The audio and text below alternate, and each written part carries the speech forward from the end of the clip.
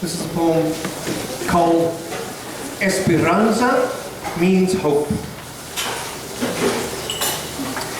Espy loves the monkey bars. She could play on them all day. But after 3 hours of English class, they let her out to play.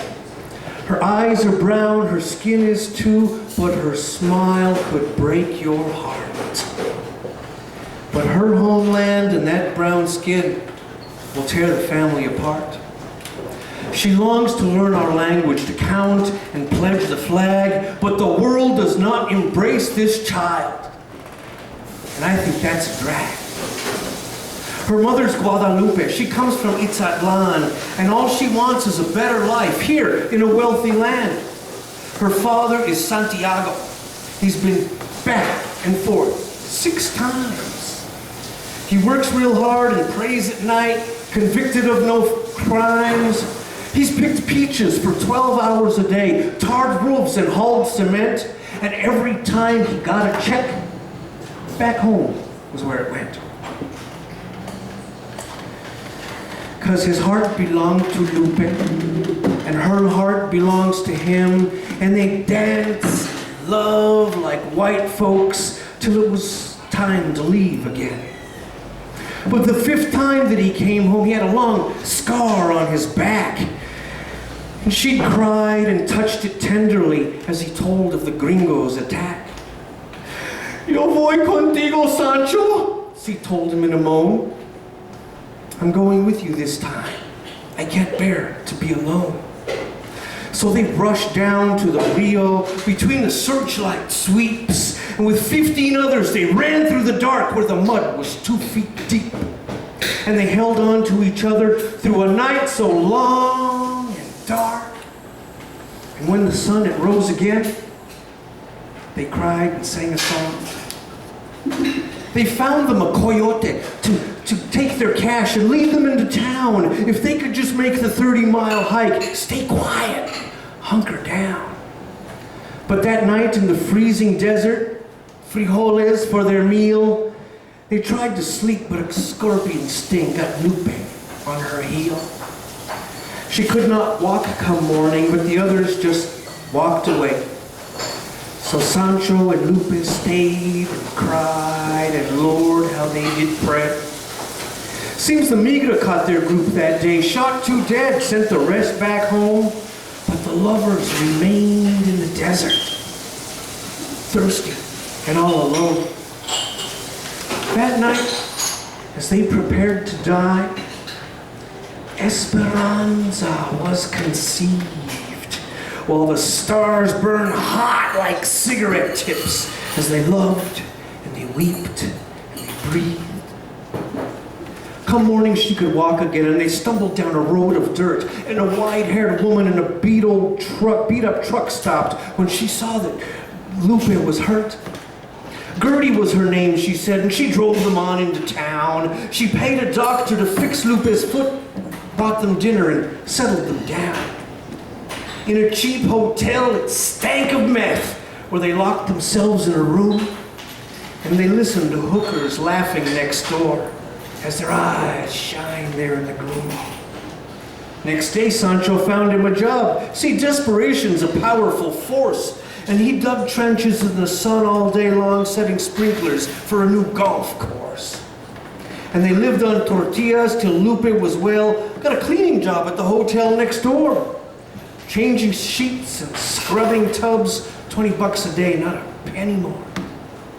Until the owner cornered Lupe. Her full breasts made him ache to the bone, but her crying and screaming and pregnant belly made him give up and leave her alone. So they left Arizona, picked onions up north, beets, and occasionally corn. In fact, it was back where the crows pick through husks that Esperanza was born. Sancho gave her a little beso on her tiny forehead, cut the cord with clippers in the dirt, and Lupe walked out with sweet hope in her arms, beaming through the blood and the hurt. Well, the field supervisor, he just shook his head. Why torture them with his demands? These poor little brown people covered in dust with that perfect child there in their hands. They tried California, picking lemons from trees, the three of them love-filled, doing as they please, doing the work that the gringos would never touch, delighted that Cristo could give them so much. 6 years later, Colorado, where the sugar beets grew, they could work in a slaughterhouse when the season was through, and out from the beet fields where Espy would play, she made friends in her first grade classroom one fine day. And she rides the bus to school, to their trailer when the school day's finally done. Watching TV and coloring paper is this angel's idea of fun. And she locks herself in where it's safe and it's warm, safe from the white folks, the hate and the storm. While Santiago kills cattle, their horns give him welts, and Lupe lifts bleeding meat under conveyor belts. And they come home after dark and feed their little Angelita. And sweet Lupe croons, "Yo te amo, mijita." But it's very much later than they've ever been. And she's fixed peanut butter on tortillas again. And if she could understand what the newsmen all say, she'd know that the meat plant got raided today. I hear that in India it's the lowest caste who cleans sewers, takes garbage, the poorest and the last. And somehow it's okay to the whole population that they grovel and suffer such humiliation. They think it's deserving. Someone's got to do it. And they're practically animals anyway, so heck, screw it. Over here in America, and it just might sound silly, but America lasts from Canada to Chile. And we've our own caste of untouchables living underground here, might say. And we call them aliens or illegals. Instead of admit, we really treat people that way.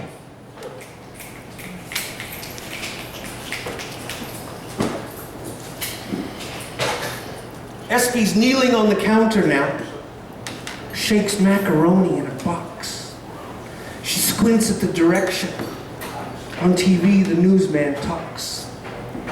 He says 19 women, 13 women, 19 men and 13 women were arrested by the ICE and shipped out to a privately owned prison somewhere where they will spend the night. And tonight, Lupe will cry in Sancho's big, heavy brown arms. His heart breaks just to hear her moan. Because there he does, all alone at night. Mommy and Poppy aren't coming